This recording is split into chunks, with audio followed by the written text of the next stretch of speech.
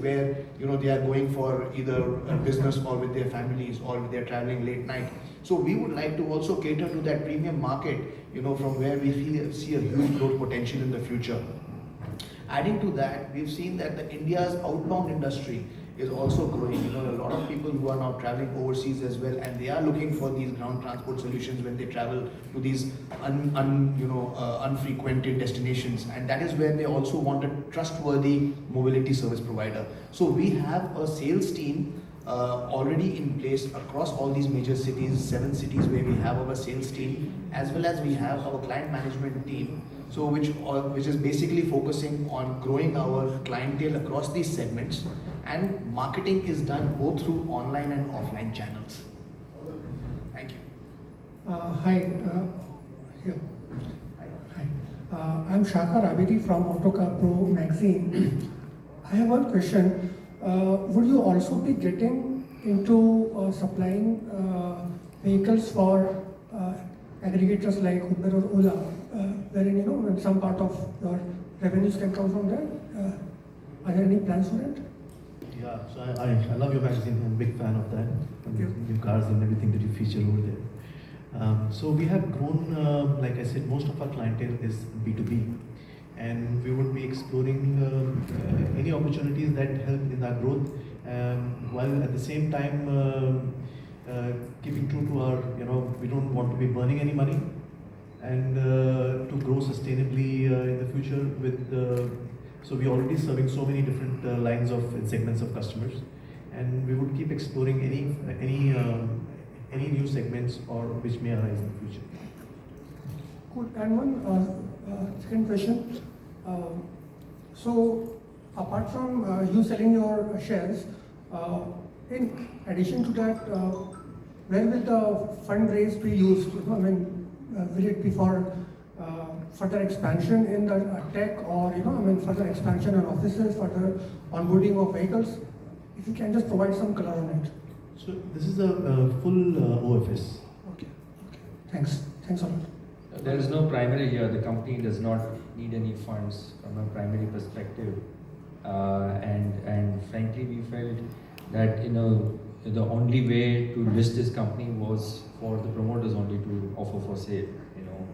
So, and it's a great situation to be in. The company does not need money, and yet we are able to get this company listed, which I think is a great. So it's a self-generating cash machine that the company has been able to grow on its own.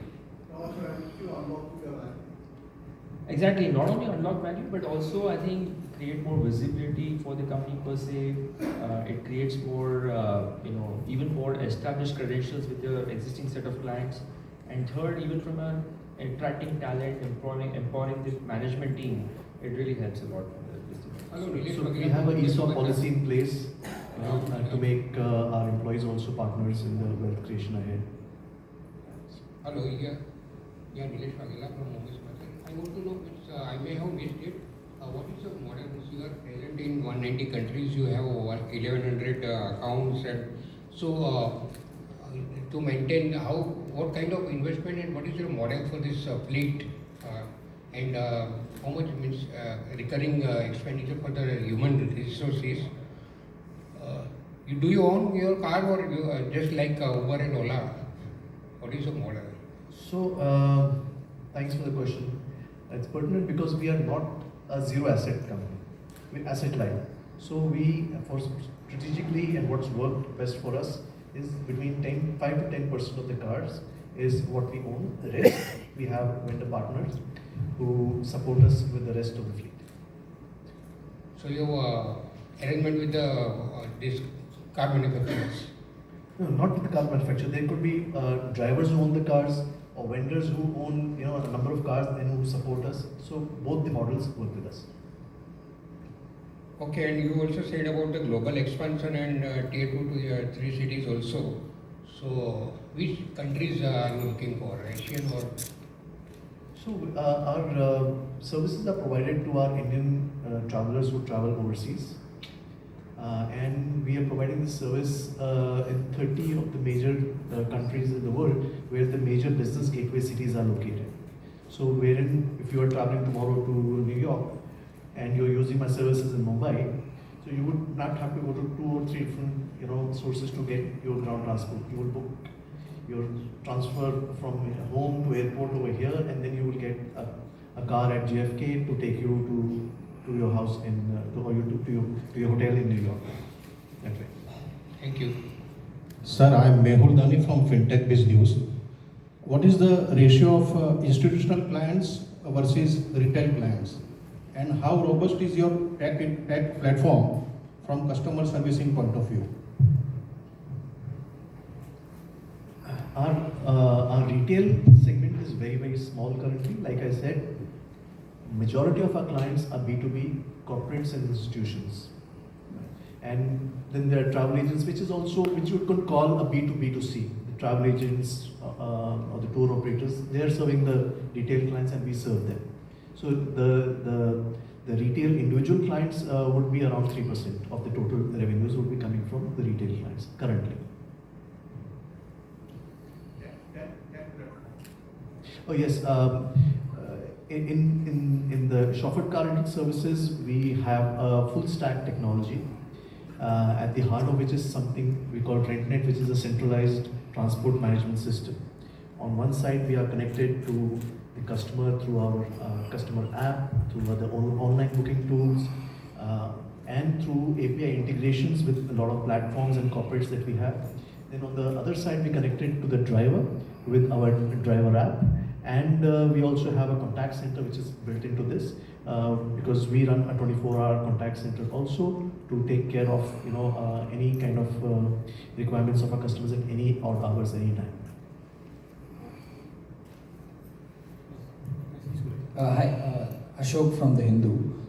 I know you've already answered that question to him, but why do you call or why would you refer to going into the B2C space or maybe Ola and Uber would be burning cash?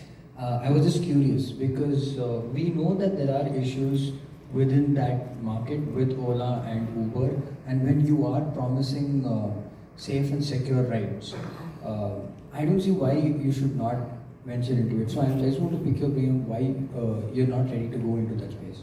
No, I never said. We would be open to exploring any new avenues in the future, is what I said. Our DNA is B2B business. That is how our company has grown over the years, inception stage. So we have been, you can say, specializing and on the basis of quality service, consistent service to organizations, and that has been our main focus. And we feel that there is still enough headroom to grow, within the B2B space, because there is a lot of formalization of the economy in the industry which is happening, where corporates also want to now work with more organized players. They want to work with lesser companies, lesser vendors who can cater to more geographies to them, and thereby giving them a standardized experience across. So we feel that B2B space also is a very good growth industry, and as we rightly as we said that we do find there's an opportunity for us in the premium segment of the B2C market as well. So definitely we are also going to be growing in that space. So you are clear about sticking to B2B and not going into this mass ride hailing services?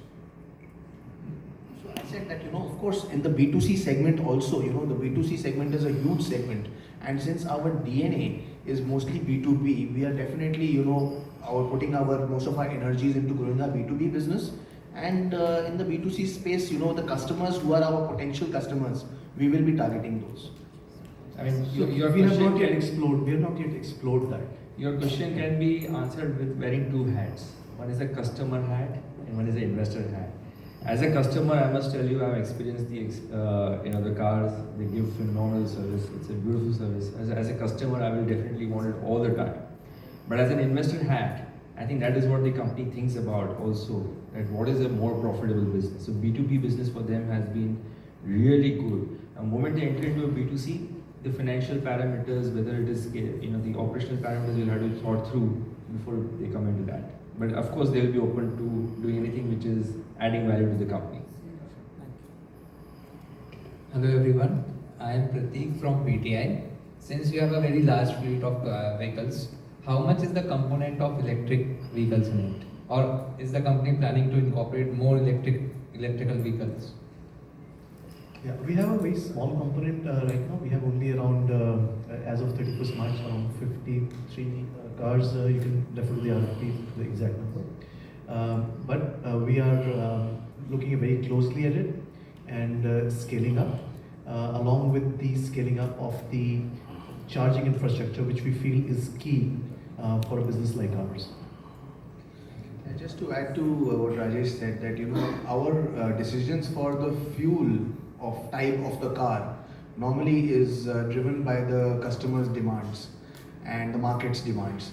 And we are a fuel agnostic fleet, so we have cars which are petrol, diesel, hybrid, CNG, as well as EVs in our fleet. So we have all types of fuel types that we are running. And as the customer's demands will keep evolving, we shall also evolve our fuel type fleets accordingly to align with that. Sir, so we also have some questions from the guests who have joined us virtually. First is, why did Plutus Wealth Management invest? How much and why? Plutus invested, picked up 1% stake on 13th of August, just before this IPO. Why is, I guess, they want to be a part of the journey ahead. So the next question is from Mr. Raviranjan Prasad from Deccan Chronicle and Asian Age. Company owns the fleet or it is pooled from vendors. Any plan to go up in the usage of EVs? So, company owns 750 cars as of 31st March FY24. Most of the vehicles, as you've seen from our presentation, are outsourced from the vendors. And we always have maintained between a 5 to 10% fleet as our own fleet and the rest outsourced from the vendors. Thank you, sir. How are you able to manage such as large base of vendors from whom you source vehicles? So we have over 600 people who are in operations on the ground to make sure that our service deliveries are as per the processes, and that's why we have processes in place to ensure that we manage service delivery in the last mile. Along with that, of course, we have a full stack technology, and technology helps us keep quality checkpoints in place along with scale. Thank you. The next question comes, how do you manage to have the highest asset utilization without adding additional capex? So it's thanks to the our unique asset-light model, wherein we have most of our fleet outsourced from vendors, that we're able to create and have been able to create this scale without the need for too much of a capital, as we have seen and validated in this journey so far. Okay. It's also about high engagements which we create within the organization, because it's a people-driven business and we are into service industry. So these 650 people approximately help us engage and keep the vendor chauffeurs and vendor partners aligned with the organizations. Okay. The next question comes, what are the internal benchmarks that you have for higher customer retention of more than 5 years or 10 years? I think this is a very good question. In fact, at the end of the day, we cannot create scale without quality. So we need quality, and for quality we need the right culture. That is something that we feel that over the last more than 25 years, we have been able to develop that culture of high performance, of efficiency, and control of the quality of the services, that we are finally able to, at the last mile, deliver that quality. Sir, just want to know, what is the demand trend in premium vehicles and high-end vehicles as compared to their range? So we have seen an increasing trend of demand in our chauffeured car rental services for premium vehicles. Our demand has grown from total number of bookings at 28.5% to 35% between just 2 years, FY22 and 24. While for luxury cars, which are also premium and above, it's grown from 1.5% to almost 2.7%. So this is a clear indication of the general trend also we are seeing across services industries, wherein people expectation of the services that they consume is now higher, and they do not mind spending a little more to get the service that they deserve. So there is again a question from Mr. Ravi Ranjan Prasad. Are your services available in Chennai and Goa? Yes, we do have. Okay. What is your existing presence in the international markets and how are you planning to expand this? Currently, we are providing our services in the major gateway cities across 30 countries globally. As with the increased business travel and leisure travel overseas from India, we are constantly looking at expansion, and this is something that we are constantly working on, because we see this as a good market, as a big market. Seeing the trend of outbound travel from India increasing at an exponential pace. So how much will the promoters hold post the IPO? Post IPO, we will be having a substantial majority stake, so that will stay intact. We'll have the majority. Okay. Any questions? Hi, any plans to explore the flying taxis domain? No, we have not really explored that so far. We are pretty much grounded down to earth. Yeah. And what are the key features for women's safety in the app? On the app? So one, we have GPS enabled cars. We make sure that the cars which are there for all, it's not just women. For women, we have a separate policy in which the minute the lady guest gets picked up, first call is made from our 24/7 contact center, making sure that she has been picked up. All the women passengers are automatically tagged as VVIP in our system, irrespective of they are whichever company or whichever place they are traveling from. So we track them. Thank you.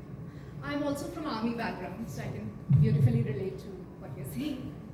So congratulations for Nice the to meet you. spectacular. Likewise, absolutely. So I'm curious to know what are the learnings from the army which has helped you build this empire? Well, I think most importantly, when we talk about our father, Captain Dumba, what we saw him as as we grew as children was he was someone who was able to take his people along, and he was someone who was very disciplined. And he used to say he's a Karam Yogi. I learned the word Karam Yogi from him, and I think the main thing, I think what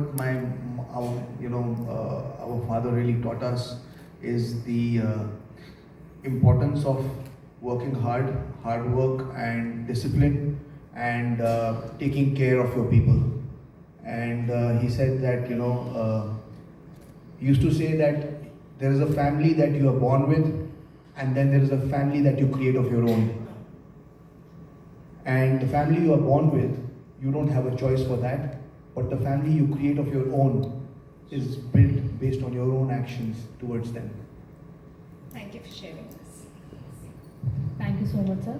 Now I would like to invite Mr. Devendra Mahdev, Senior Vice President, IIFL Securities Limited, to give the vote of thanks.